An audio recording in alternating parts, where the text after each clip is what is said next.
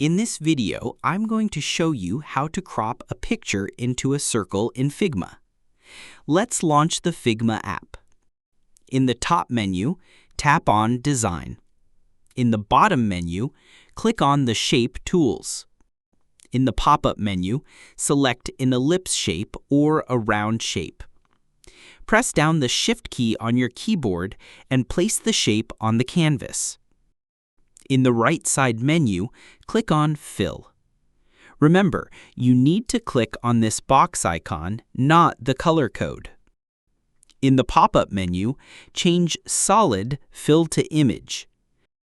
Click on Upload from Computer. Now, select your picture. You can see that the picture is in a round shape now. In the pop-up menu, change Fill to Crop. Now you can crop the image according to your needs by dragging the edges. Remember that you have to drag these red edges because they are for the picture. If you drag the blue edges, it will not work because they are for the shape. Now drag the picture edges and crop the image according to the shape and need. Following these steps, you can crop a picture into a circle easily. Feel free to reach out if you encounter any issues during the process.